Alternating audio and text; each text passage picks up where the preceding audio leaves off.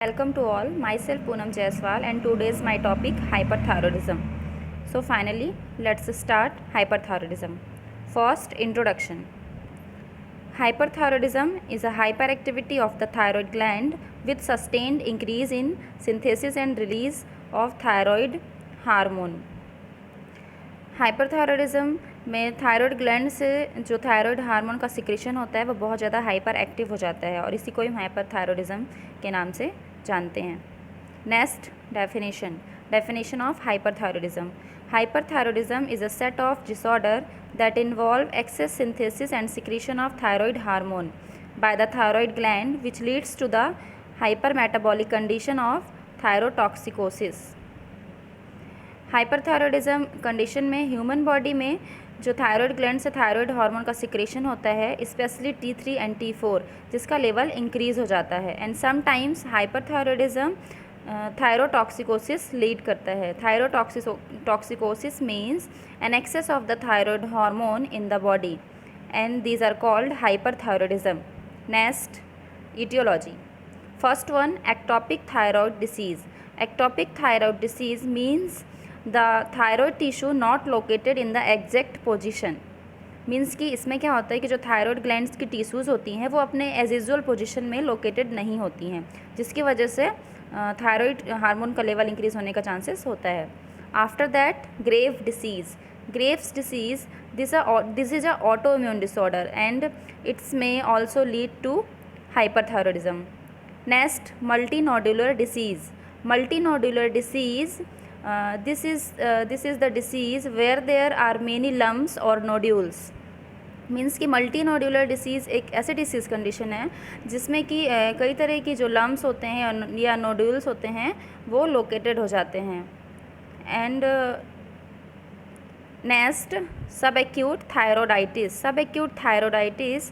is a rare type of inflammation in the thyroid and caused by virus. सब acute thyroiditis क्या होता है कि थायराइड ग्लैंड में इन्फ्लामेशन होता है जो कि वायरल इन्फेक्शन की वजह से होता है. Next, injection of thyroid hormone means कि थायराइड हार्मोन की जो पिल्स होती हैं, जो मेडिसिन होती हैं, उसका बहुत ज़्यादा ओवर इनटेक करने की वजह से भी थायराइड हार्मोन का लेवल इंक्रीज़ हो जाता है. After that, pituitary disease means कि पिट्यूटरी ग्लैंड में कोई अगर डिसीज़ कंडीशन कॉज हुई है, इंजुरी हुई है या ट्यूमर फॉर्मेशन हुआ है, उसकी वजह से भी थायराइड हार्मोन का लेवल इंक्रीज़ हो सकता है. Next, injection of food containing thyroid hormone means कि ऐसा फूड इंटेक करना जिसमें थायराइड हार्मोन का लेवल इंक्रीज़ होने के चांसेस होते हैं. जस्ट लाइक फिश हो गया, योगर्ट हो गया and strawberry. Next, high dietary iodine intake और very low dietary intake means कि आयोडीन इंटेक बहुत ज़्यादा अमाउंट में करने से या बहुत ज़्यादा लो अमाउंट में करने से भी हाइपरथायरॉयडिज्म हो सकता है. आयोडीन जैसे कि किस में प्रेजेंट होता है, जस्ट लाइक स्ट्रॉबेरी हो गया, फिश हो गया, बैग्ड पोटैटो हो गए, तो इन सब डाइट्स में जो होता है वो आयोडीन ज़्यादा मात्रा में पाया जाता है. Last, genetic factor is also causes of hyperthyroidism. Next, pathophysiology. Hyperthyroidism characterized by loss normal regulatory control of thyroid hormone secretion. Its lead to the action of thyroid hormone on the body is stimulatory hypermetabolism result. Its lead to increase sympathetic nervous system activity.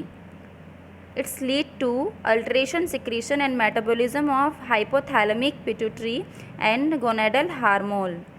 Its lead to excessive amount of the thyroid hormone stimulate the cardiac system and increase the adrenergic receptors. Its lead to tachycardia and increased cardiac output, stroke volume and peripheral blood flow. Its lead to negative nitrogenous balance, lipid depletion and the resultant state of nutritional deficiency. These are leads to hyperthyroidism. Next, we will explain pathophysiology. Hyperthyroidism characterise by loss normal regulatory control of the thyroid hormone secretion. Means कि first one क्या होता है कि due to etiological factor, any causes, any infection, any genetic factor, जो hormone thyroid hormone होता है उसका secretion ज़्यादा हो जाता है, जिसकी वजह से बॉडी में थायराइड हार्मोन का स्टिमुलेशन होने लगता है। स्टिमुलेट मतलब कि हाइपर एक्टिव हो जाना, हाइपर एक्टिव होता है और हाइपर मेटाबॉलिज्म भी हो जाता है। हाइपर मेटाबॉलिज्म मीन्स कि increase metabolic activity. After that sympathetic nervous system activity increase हो जाती है। सिंपैथेटिक नर्वस सिस्टम इंक्रीज़ होने की वजह से क्या होता है कि जो हार्ट रेट होता है वो भी इंक्रीज़ हो जाता है। And pituitary and gonadal hormone also, जो पिट्यूटरी एंड गोनेडल हार्मोन का जो सिक्रीशन होता है वो भी अल्टर्ड हो जाता है या तो एबनॉर्मल हो जाता है। And thyroid hormone excessive amount में स्टिमुलेट होता है, जिसकी वजह से कार्डियक सिस्टम में भी अफेक्ट करता है। May be patient suffering from tachycardia और bradycardia. And cardiac output increase हो जाता है। Stroke volume and peripheral blood flow are also increased. And negative nitrogenous balance, negative nitrogenous balance means the amount of nitrogen excreted from the body are also increase or imbalance. Lipid depletion means reduction in the plasma lipid, and these are resulted to the hyperthyroidism. Next, clinical manifestation of the hyperthyroidism. First one, intolerance to heart, fine and straight hair, bulging eyes means की जो ice होती हैं वो बहुत ज़्यादा bulging या swelling उसमें दिखती है। फेशियल फ्लशिंग, जो फेस होता है उसमें भी बहुत ज़्यादा स्वेलिंग समझ में आता है। नेक्स्ट, एनलार्ज थायराइड, जो थायराइड ग्लैंड होती है वो एनलार्जमेंट होती है।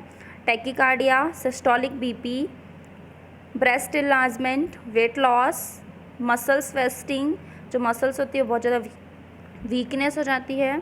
Finger clubbing means an abnormal और rounded shape of the nails and fingers. Tremors means shaking और abnormal movement of the hand. Diarrhoea, next, menstrual changes. These are the clinical manifestation of the hyperthyroidism. Next, investigation of the hyperthyroidism. First one, history and physical examination. By the history taking or physical examination we will find out the hyperthyroidism. Next, ophthalmic examination means कि eye checkup. Hyperthyroidism की वजह से ice में भी effect पड़ता है, जिस वजह से हमको आई चेकअप भी करना पड़ता है। Next, ECG, electrocardiograph means hyperthyroidism होने की वजह से हार्ट में भी इफेक्ट दिखता है। समटाइम्स पेशेंट में बी सफ़र टैकीकार्डिया और bradycardia. Next, thyroid function test, particularly T3 and T4 hormone level checked in the thyroid function test. Next, thyroid releasing hormone stimulation test. इसमें जो थायराइड ग्लैंड होता है उसमें से थायराइड हार्मोन का जो रिलीजिंग है या सिक्रीशन है उसका टेस्ट करते हैं। Next, radio active iodine Uptake, this is a type of scan used in the investigation of thyroid problem, particularly hyperthyroidism. RAIU, ये एक ऐसा टेस्ट है जिसमें हम थायराइड ग्लैंड का स्कैन करते हैं, जिससे पता चलता है कि थायराइड ग्लैंड में कोई प्रॉब्लम है या नहीं, और स्पेशली हाइपरथायरॉयडिज्म कंडीशन में ये टेस्ट किया जाता है। नेक्स्ट है थायराइड स्कैन, जिसमें थायराइड ग्लैंड का स्कैन किया जाता है, जिससे कि ये फाइंड आउट होता है उसमें कोई ट्यूमर, कोई नोड्यूल्स या कोई इंजुरी तो नहीं है। So these are investigation of the hyperthyroidism. Next, treatment is the first, radioactive iodine taken by mouth.